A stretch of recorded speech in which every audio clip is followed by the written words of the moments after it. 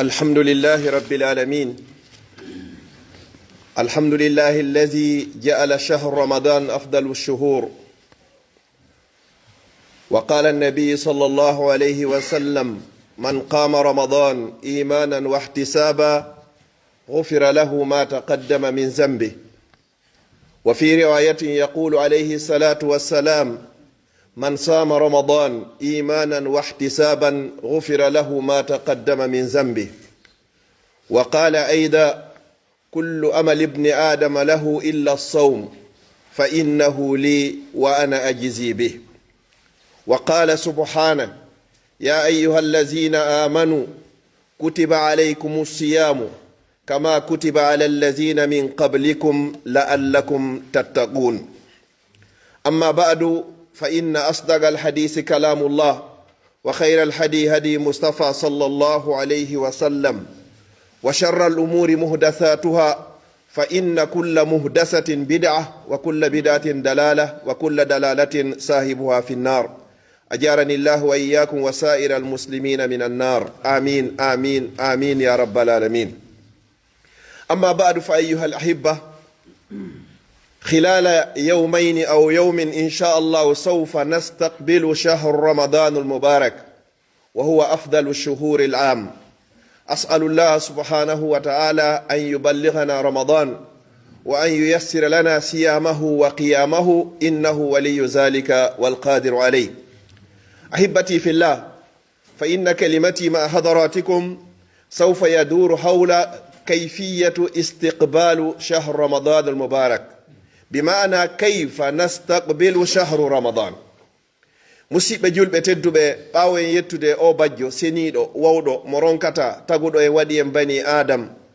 o tagi en o waɗi en julɓe, o waɗi en kadi e mofte ɓurɗe moƴƴude e moftaaji, mofte muhammad sallallahu alayhi wa sallam. inchallahu e nder ñallal ma e nder balɗe ɗiɗi subhanahu wa taala on o hoddiray yen waawu jaɓɓaade o koɗo tedduɗo wiyeteeɗo suumaye. lewru ɓurnu moƴƴude e lebbi ɗin fop ɗum ko lewru suumaye. yo allah tawnu en, newnana en waawugol horugol e naafugol, o jaɓana en kadi ko waɗa kon e muɗum. hara e yewtere annen ko nde yiiloto e yewtay ɗo toɓɓe 25 ma toɓɓe 20 inchallah, no tan o newiri o ko honɗum e honɗum goɗɗo haani heblanade fi ndu lewru suumaye, ko honɗum e honɗum hanɗa waɗugol ka hakkille ma fi heblanagol ndu. si goɗɗo fokkiti ɗo voyage ka meɗen joni, ɓe inna yo waɗu test o ha o gayna, si tawi himo vaccini o waɗa réservation makko on, o prépara valise je makko ɗen fop, o prépara déposé ɗomo ka aéroport, ko hombo kadi jaɓɓoytomo ka meɗen naɓa mo ha ka suudu. suumaye kan noon no haton jini ɗo e toɓɓe 20 e goɗɗum, ko honno wawata ndu jaɓɓorade fiya horu naafa itta sadaka huntina horuɓe, fiyo allah subhanahu wa taala on o jaɓane. yo allah jaɓan en inchallah. النقطة الأولى أو الخصال الأول من كيفية استقبال شهر رمضان الاستئانة بالله. تقبر أرى نرندين كويا ترو الله يو الله هورين ديني أو تونما أو نونما كاتي. سابنا هم واو توا دما رونكا واوغول هورغول ما واوغول نافغول. كويا ترو الله ميتوريكي ما سوما يونهين أرده سا توني لما نوننا مهورا سمي هوري جابنا لا نوننا لا منافا سمي نافي كدي جابنا لا. الاستئانة بالله. يقول النبي صلى الله عليه وسلم: وإذا استعنت فاستعن بالله. وقال سبحانه: إياك نعبد وإياك نستعين. قل نون تبر أرى نرنين كويا ترو الله بلل. نودي مسيب من بوي فيوندو دو سابونا يونغو بواتا هورغول، مسيب ميدن سابو نونار بواتا هورغول، مسيب ميدن سابو جوغيدي هارهي بكاسوجي بواتا هورغول. ankadi anda kono alhaali on ardanayma ko ya toro allah ko yete kon al isti'anatu billah, yo allah subhanahu wa ta'ala newnani wawa horgol. saniyan at-taubatu sadiqa, ko ya tubu buye laabudo kadi piiji buy ko wonno da wadde ado suumaye, tubaadi labbinaadi ko ado suumaye on natude. at-taubatu sadiqa yaqulu subhanahu wa ta'ala: ya ayyuhallazina amanu tubu ila allahi taubatan nasuha. kono yo gomɗinɓe tuube ruttoɗon ka allah hara ko tuububu ye laaɓuɗo. wa qala subhana: wa tuubu ila llahi jami'an ayyuhal mu'minun la'allakum tuflihun. ko onon gomɗinɓe ɓen, ono wiwɓe ko julɓe ɓen, ko onon allah noddi inni yo tuubu ruttoka makko la'allakum tuflihun, bela jo allah subhanahu wa ta'ala o malnay on. هذه هي النقطة الثانية. والثالثة أيها الإخوة المصالحة. قدوة المصالحة كمؤين تنغل حقنا ما أن إبهاب دابن كو أدي سومي أناتو دي وتسومي ناتو هرا أن إغوطو هيدون تجونديري في هنو الله سبحانه وتعالى ويافو تجيا بمكو بنكالا تنين الكميسة إلا المتخاصمين أو إلا المتهاجرين سنابي يمبي تجوندير بديدو جو نو سومي نو أرد نلا رسول الله صلى الله عليه وسلم ماكي رغم أنف بيني وول perdi kala musuma e ari ha tawi ndu feƴƴi tawata himo luttude e bakkatu joni noon sabu an e goɗɗo ko taƴodirɗon wata on taƴodir perdande moƴƴere ɗo a anda hitande arondere ne si suuma e on woni ko tawnete almusalaha fima baynana inchallah wa rabian ayuha ahibba attahallulu min almazalim ida ɓunno gay ko nattugol kala ko anduɗa hiɗa tooñi goɗɗo jonnitumo haqqe makko hiɗa jogani goɗɗo jonnitumo haqqe makko hiɗa toñirimo konngol ma kuugal hiɗa andi pelletle a toñumo eto moƴƴinti noon ko aɗo suumaye on arde hara suumaye on tawdarima e ɗum ɗon fi honno yaqulu subhanahu wa ta'ala wama rabbuka bizallamin lil abid wa qala fi lhadith alqudusi ya ibadi inni harramtu zulma ala nafsi wa ja'altuhu baynakum muharraman fala tazalamu kono yo jiyaɓe an min Allah subhanahu wa ta'ala mi harmini tooñe e jaati an mi waɗi kadi tooñe hakkundeji moɗon koko harmi mi torike o mi jeeji o wata on tooñire Allah subhanahu wa ta'ala o wallay tooña ɗon wa in kana kafiran Allah wallay tooñaɗo hay so tawi ko kefeero joni noon si tawi noon hiɗa tooñi goɗɗo haray eto hande kadi moƴƴintina toroɗamo yaafuye ko adi suumaye on arde inchallah alhisalu lhamis birru lwalidaini wa silatu l arham toɓɓere jooɓere nden ko ɗiggalngol nene e baaba no woodi woɓɓe haray ɓe suusi Allah ha feƴƴide kono woni suusugol Allah hara ɓe taƴodiri yumma maɓɓe e ɓen maɓɓe hara ɓe tugindirta hara ɓe suudu woturu ma ɗum hara hiɓe Europe ga ma Amérique ma ɗum hara tigui on ɓe noddataɓe hay e téléphone ɓay mi wowli on jaɓari joni jokke haaju moɗon oɗo simo faala wata o hooru wata o juulu wata o hajji wata o zakku fi honno yaqulu nabi sallallahu alayhi wa sallam rida rabbi fi rida alwalidain wa sakhatu rabbi fi sakhati alwalidain ande de tikkere Allah nden hino e tikkingol yumma e baba wela ye Allah on kadi hino e wela yo ben don dide wasilatul arham e jokkugol en dan kadi heblanoɗa ɗum ɗo hara yo Allah yaafo mawɓe meɗen ɓen hiɗen andi si suuma e hewti an e goɗɗo hay so tawi o wowano noddidirde o noddiniray naɓidira noon kadi ko wiyete kon sunna kati kadi ko ɗum holli hay sa neldatamo e nder hitande nden fof kono si suumaye on hewti ɗon haray mo ɓeeno wakkilade fi noddugol waɗ fi huntingol horuɓe sadisan ayuhal ahibba ta'allumu fiqhu siyam aqallu chey neɗɗo kadi o eto o janga seeɗa yoga e ñawoje korka wata goɗɗo natan e dewal tawata anda hay e hunde a yata muta e muɗum ha mutoyoɗa kono yoga e surutuji ɗin sartiji ɗin arkanuji ɗin ko tawata ko la budda minhu ɗinno hara an kadi etoɗa anda ɗinɗo si natana dewal ngal goɗɗo ko mari ɗo mbuuɗi o ko mari ɗo mbuuɗi so falama ɗo joni dogingol ɗo otowal ko permis on taw woni ko fuɗɗoroyta o yata o sooda otowal ngal o tippo ka hoore lawol hara ɓe jonnari mo autorisation fiyo permis de conduit o joni noon suumaye on kadi eto anda ko fanɗi o ko fanɗi e ñawoje muɗum inchallah sabian al istikharu min al amali saliha ko hebbingol ɗuɗɗingol golle moƴƴe ko on tigui waɗayno kon aɗo suumaye si suumaye on ari inchallah ɓeyda waɗu golɗe hande kadi hiɗa nafayno ɓeyda hiɗa janggayno qur'ana ɓeyda hiɗa jantotono inde Allah ɓeyda hiɗa insinotono ɓeyda hiɗa juulayno e nelaɗo sallah sallam ɓeyda hiɗa torotono ɓeyda kala anduɗa gollal moƴƴal ngal waɗaynoɗa hebloɗa inna mi ɓeyday ngal ɗo saabu teddugol ndu lewru suumaye ɗo inchallah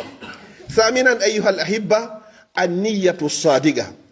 anniye laaɓuɗo pos hara ko wonɗa waɗirde ɗe golle ɗo hara ala waɗirde ɗe golle ɗo fi innugol tun simi fotti e ɓeɗo ɓe andi mi hoora hara ala waɗirde ngal gollal ɗo tun fi hiɗa waɗude ko nelaɗo sa sallam maaki ko man qama ramadan aw man sama ramadan imanan hara hiɗa gomɗini wondema pellet no farla e dowma wahtisaban ko wonɗa waɗirde kadi ko fiyo Allah o yoɓe hufira lahu ma taqaddama min zambi Allah yafotoma bakkatuji kala ko ardinɗa kon inchallah tasiyan ayuhal ahibba al istiktharu min tilawati l qur'an komi yewtinanen kon hebbingol janngugol deftere Allah nden e nder ndu lewru suumaye shahru ramadanu allazi unzila fihi alquran ko lewru alqur'ana ni ko shahru tijaratu ma allah koye ndu lewru ɗo qur'an woni ko tippina haray koye ndu lewru ɗo kadi goɗɗo hani hebbingol kadi janngugol alqur'an ko shahru tijaratu ma allah ko lewru julorndu an e subhanahu wa taala. ashiran ayuha al ahibba almuhafazatu ala salati aljamaati fi lmasajid neɗɗo on kadi koyo eto o reeno moƴƴa o reena kadi juuloygol tottoygol waktuji farilla allah ɗin ka nder juulirde tentini noon ka nder lewru suumaye ɗo sa juuli julde juma hara hina julde jama hara hina e nder lewru suumaye baraji maɗin ko nogay e jeɗɗi amma noon si tawi kaka suumaye ɗo haray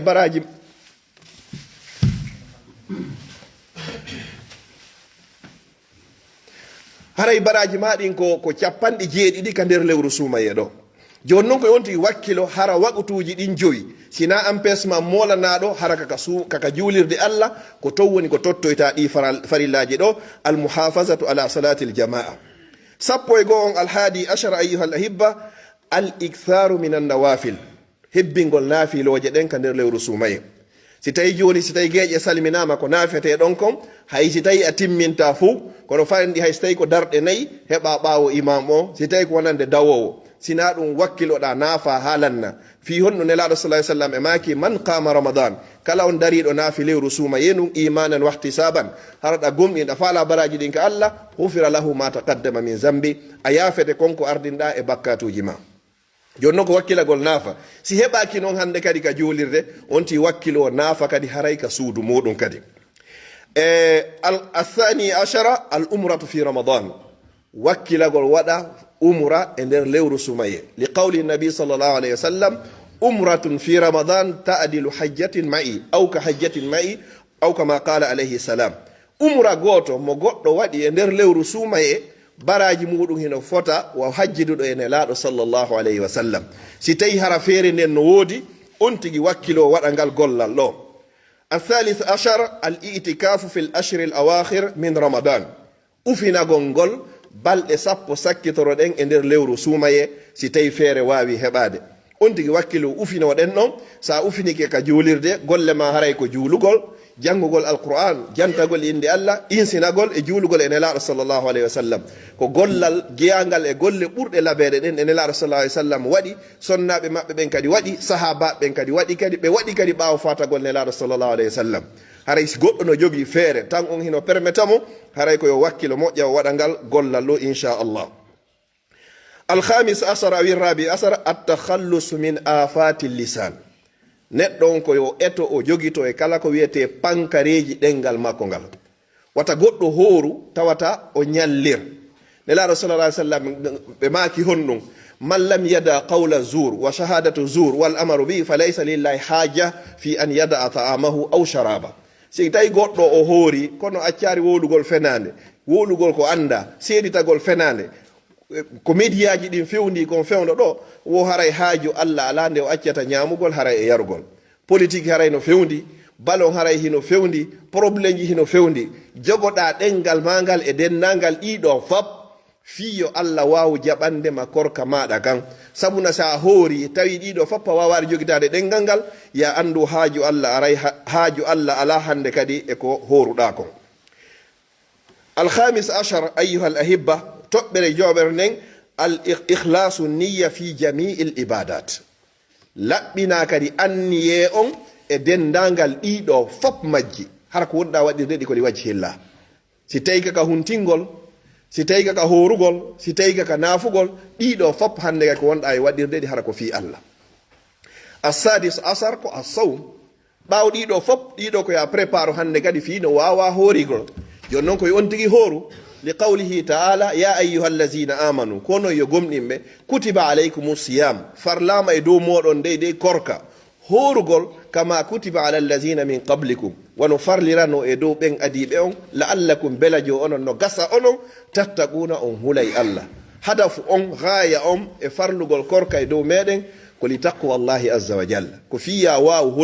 hulugol allah kene e gundo sa naati ka suudu ma ko antum woni ton koko falɗa wo wonɗa wadde ko wowma settanade hiɗa hoori wo ko subhanahu wa taala ko fi ɗum ɗon qala nabi sallllahu alayhi wa sallam kullu amal ibne adama lahu illa sawm fa innahu li wa ana ajisi bi kala gollal ngal goɗɗo woni e gollude ngal fof wo ko kanko jeyingal joddi maggal ko kanko ton Allah no itti woɓɓe ko wawatama yoɓitude saabu ko golluɗa kon ɓeyni wo si wona korka kan kankon ko Allah hertini e yoɓugol ma baraji ko woni kon e korka fi honɗum ko kanko petto wawi seeditanadema hiɗa hoori wondema ma a hoora si ɗum noon feƴƴi alqiyam nafugol ngol ko yewtunoɗen kon nane si tawi goɗɗo o nafata few ado suumaye si suumaye o hewti yo wakkilo o wurnita ka tippugol e o hadis ɗo kala naafuɗo dariɗo naafi suumaye wondude e gomɗinal ɗaɓɓugol baraji ɗin ka Allah yaafotomo bakkatuji makko ɗin karama ko ɓen ɓeyni ko dennagal bakka ɓeyni mata gaddam ɓeeɗa ɓeyni wo ko illal kabairi sina jeɗɗi jani halkayɗi ɗin ma ɗum fina sina hara ko haqqe goɗɗo woni ko joguiɗa haray ko ɗum ɗo woni ko yafatake ɗum ɗon haray ko ɓe jonnita on tigui haqqe makko asabi asar as-sadaqa yaqulu nabi sallallahu alaihi wasallam afdalu sadaqati sadaqatun fi ramadan ko ɓuri moƴƴude e sadaka kon fof ko sadaka ittaɗo e nder lewru suumaye goɗɗo wata o woni yoruɗo jungo tentini noon e nder lewru suumaye nelaɗo sallallahu alaihi wasallam si suumaye hewtino kala ko hewtuno e juuɗe maɓɓe ɓe okkitirayno on digi fuɗɗora ɓeygure muɗum nden hara sunna kati on o waway timmugol ara ɗon kawtal ngal ara bolonda on e musidal ngal fuu hara tigi tigi on si feere nden hino woodi a ittay sadaka e nder ndu lewru ɗo ɓayɓe maaki sadaka ɓurɗo moƴƴude on fuu ko on sadaka ittaɗo e nder lewru suumaye alsamine asar it'amu ta'am ñammingol ñamete a itti sadaka on ñammina kadi huntina kadi horuɓe ɓen kadi ɗiɗo fof hino natore e muɗum no woda woɓɓen ton hara joni a ñammina e ɓe ñamete on hara hay so tawi ɓe hoora wala joni alyatima ɓen e miskinɓe ɓen joni hara ko payi koye ni joni okkoraɓe ko ñama e nder lewru suumaye ndu si tawi ko horuɓe kadi taftiru sa'im man fattara sa'iman kala on huntinɗo horuɗo haray hiɗa mari baraji waɗa wa kanko kadi horuɗon haray goto e moɗon kadi ɗuyitantake ko wawi yumde sifa ni joddiɗo o ko Allah subhanahu wa ta'ala si ɗum noon feƴƴi ayyuhal ahibba ko toɓɓere hikkotode ɗon nden al ijtihadu fi qira'ati l qur'an ko ɓeydugol tinnagol kadi wakkilagol kadi e janngugol alqur'ana e nder lewru suumaye sa inni joni alif lam mim harana e nder suumaye ɗamari ɗon baraji 50 amma fi ramadan alif goto pet ɗamari baraji 90 ka nder lewru suumaye sa totti farilla goto e nder lewru suumaye no fota wasi ko farillaji 90 tottuɗa hara hina suumaye sa totti sunna goto e nder lewru suumaye baraji ma hino fota wasi tawi ko farilla tottuɗa hara hina e nder suumaye wa akhiran qabla al akhir ayuha al ahibba al iktharu min adh-dhikri wad-du'a hebbingol jantagol inde Allah e hebbingol e toragol noddugol Allah subhanahu wa ta'ala yaqulu nabi sallallahu alayhi wasallam thalathatum la turaddu da'watuhum wa min bayni ha'ula'i thalatha as-sa'imu hatta yuftir aw as-sa'imu hina yuftir tato no tombe du'a mum ruttatake neddo horudo fodde himo hori ma dum sanga de o huntoto on oɗo kadi e du'a kadi wonɗo du'aul musafir wonɗo e sete yagal kadi du'a mum ko jaboto ɗum wa du'aul mazlum wa da'watul mazlum mustajabu wa in kana kafira du'a neɗɗo toñaɗo ko jaboto ɗum haysi tawi hina o julɗo joni noon ka nder lewru suumaye hebbina torogal Allah ɗuyta fi réseau sociaux ji ɗin jonnugol info ji ko woni gonga e ko wona gonga waɗa ndu lewru ɗo ko fi lewru tonagol heɓugol moƴƴere nden ka Allah a anda suumaye arowo kadi si tawi o tawtete si ɗum noon feƴƴi hebbinagol istighfar waɗugol istighfar nelaɗo sa sallam man lazima al istighfar kala duumiɗo e insinagol Allah waɗna emo ja'ala Allahu lahu min kulli diqin makhraja e kala ɓittende sattande Allah waɗanta yaltirgal si tawi tun a duumiki e muɗum kala probléme ji ɗi jogiɗa ɗin fof Allah subhanahu wa ta'ala o hoynanteɗi o ittanamaɗi kadi كما قال سبحانه وتعالى فقلت استغفروا ربكم إنه كان غفارا يرسل السماء عليكم مدرارا ويمددكم بأموال وبنين ويجعل لكم جنات ويجعل لكم أنهارا ما لكم لا ترجون لله وقارا undo foko بسبب الاستغفار دومو يمودون أستغفر الله وأتوب إليه ما دون أستغفر الله العظيم الذي لا إله إلا هو الحي القيوم وأتوب إليه ما دون سيد الاستغفار اللهم أنت ربي لا إله إلا أنت خلقتني وأنا عبدك وأنا على عهدك ووعدك ما استطعت أعوذ بك من شر ما صنعت أبوء لك بنعمتك علي وأبوء بذنبي فاغفر لي فإنه لا يغفر الذنوب إلا أنت كودون سيد الاستغفار patron e patron kala ko Allah subhanahu wa ta'ala ko woni ko insinora wa akhiran ayyuhal ahibba anniyatu assadiga alkhalisa fi jamii hadihi libadat. laɓɓina anniye on wona hara ko fi makko. andita ko wiyete dewal ko andi fi dewal wo joddi muɗum nafa muɗum wo ko subhanahu wa taala ko kanko ini en juulu fana nayi hikma on koko min Allah ko kanko andi ko fi hon o waɗo e futoro tati ɗa o inni yo suuɗe ɗa yo feññine ɗa feccere nde yo suuɗe feccere nde yo feññine ko kanko waɗi ɗum ɗo ko kanko ped faala ɗum ɗo ko be waɗira gollal ngal kadi no faalira non innamal a'malu ko binniyat golleji ɗin fof ko jaɓirte ko sabu anniye on wa innama li kulli mri'in ma nawa no wodani kala no neɗɗo ko anniyi kon ko fiɓi kon daroɗa e kurkanagol jama on ka lewru sumaye. wallahi musidɓe julɓe teddu en no wodi musidɓe meɗen ɗo hawnaki no gasa ɓe heɓa baraji ɓuri ɗen fof meɗen si hewti leere joni lutti wonwa leere goto ɗo e huntagol haray mo ɓe gayni ronkude ko habbi wo ko fotoro woɓɓe daro e hoore koyɗe muɗum prépara ko ñamete kon fof sendita ha moƴƴa si yehi ha huntama 30 minutes feƴƴi hara mo ɓe gayni ronkugol hande kadi ko faala o ko yawgol fowto woɓɓe daro ƴetta aspira ɗum fop laɓɓina ɗum ɗo fop ƴetta ɗe wureje e paanije gordo garda toori e futti e jilli ko jilli fop ƴetta ɗum ɗon fof kañum kadi malgré hino hoori malgré ko kamɓe prépare no malgré kadi ɗum ɗo kadi ɓe faala fowtago hara luttaɗon si wona seeɗani ɗo yo inde kadi hewti ka naafilo ɓe daro ɗum ɗo fof ɓe layɓa ɓe aspira ha juulirne wonta ka wonno ɗon ko wawi yoɓude ɓeɗo wo ko Allah subhanahu wa ta'ala mi toriki Allah yo Allah yoɓɓe ko ɓuri moƴƴude e joddi aqulu qawli hadha wa astaghfirullah li wa lakum fastaghfiruhu innahu huwal ghafurur rahim.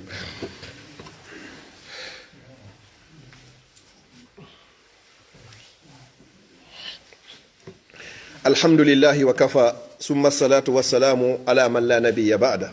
alhamdulillahi allazi bi ni'mati al-islam alhamdulillahi allazi bi ni'matihi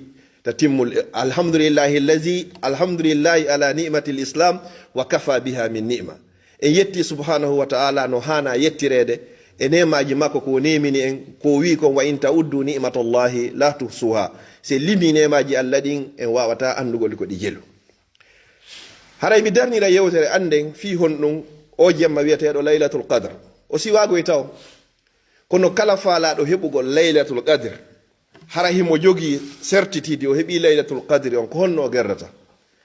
musidɗo julɗo tedduɗo wata habbo balɗe sappo sakkitore wata habbo nande nogay e jeego no wedde nogay e jeeɗɗi foppu hino fotti yeddodiraka laylatul qadri on ko woni koye nder lewru suumaye ndu ɗum no fof no fotti e mum. joni noon wonda e anni e jogandema hande siko hande naafa si tawi ko janggo ñande be ñande wurnita jemmaji ɗin ɗi fop majji ha ñande inna janggo ko iiti oɗo ɗama winde mi heɓi jemma on pellet ɓay jemma on koye nder suumaye on woni wata eto jemma goto fuutoma wata taw hara ko nden ñande nelaɗo sallllahu alayhi wa sallam kaka yiɗugol mofte ɗen e ka hoynalngol ɗen ɓeyni joni ɗaɓɓite laylatul qadri on ka balɗe sappo sakkitore ɓayno haray koyen amɓe ɓeyni kadi ka balɗe fuujuɗe ɓe makoye kadi ka jemma nogay e jeego no wetude nogay e jeeɗɗi bimana jemma nogay e jeeɗɗi on ko ɗon ɓuura jortede. joni noon si a gollitiri ko bonor num waɗno kon ɗon haray pellete timmi nde ɓe innunondu yo ndu yawndu salligo ha moƴƴa ndu ara ɓe okkora ndu tewu tawi noon ndu wawata salligade kono hino wandi pellet nokkeli go ko yo loote laabi tati tere go lootete goɗɗe lootatake ko ndu wondu wayi ndu yahi ndu ukki ndu hokki ndu piiti ka nder diidere ndu ƴawi ndu ini ɗo si wona yon toña pellet si ɓurtari wo mankari on andi ɗon kala ko lootetene kon fof ɓuuɓi hande kadi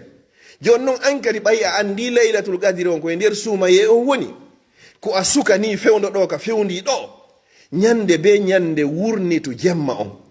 inna lillahi utaqa'u min annar wa dhalika fi kulli laylatin min layali ramadan. ñande be ñande Allah no mari ɓe o rinɗinta e natugol yiite jahannama ɗum ko kala jemma innu inchallah mi anda oya jemma so o tawaylan kono mi toroto Allah mi waɗa dewal e o jemma ɗo fiyo Allah tawnan e ɓemɓe o rinɗini e natugol yiite jahannama e o jemma ɗo la tuakhir amala al yawmi ila al khad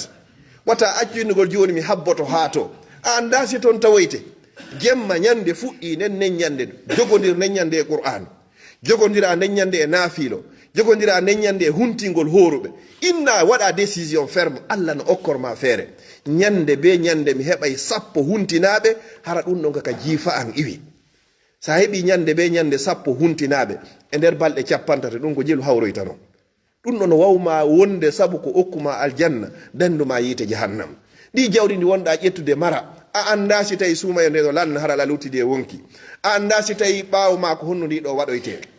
qaddim li nafsak, ardinan hoorema ko adi ardinede. lewru suumaye tawima an kadi modi eto hay say ko capantato capannayo ɓeeɗo hunto hara hiɗa felliti pellet, ɗum ɗo ko lakkere ma woni ko ɓeeɗo woni ko hunti. hara wona ɓiƴugol tentini ka lewru suumaye ɗo, woɓɓe ɓiƴay ka ɓeygureji mum hay so tawina suumaye, ka suumaye ɗo kadi ɓeyda ɓiƴugol kadi. ka suumaye ɗo no hani hara ko tigi tigi on ko yeññalngol ɓeygure nden ko bila israfin, ko alda o e fantingol. yeññalngol ngol na bonnugol ñameteji ɗin, kono si tawi joni oɗo ko ɗum ɗo faala yo ɗum ɗon defe, si tawi oɗo ko ɗum ɗo faala yo ɗum ɗon defe, fimo be yo wawu horugol hara hino welti. ndu lewru ɗo ko lewru tawata ittugol konnaguji, ittugol henji hakkude jiyaɓe ɓen fopp hande kadi hara mo be hooray hara hino welti. ɗum ɗo fof non ko wawata jogade ɗum ɗo danda ɗum ɗo fof ko sa wawi jogitagol ɗengal mangal. wala yazalu lisanuka ritban li zicrillah, tentini ga suumaye ɗo wata ɗengal mangal seeru hara hingal loppi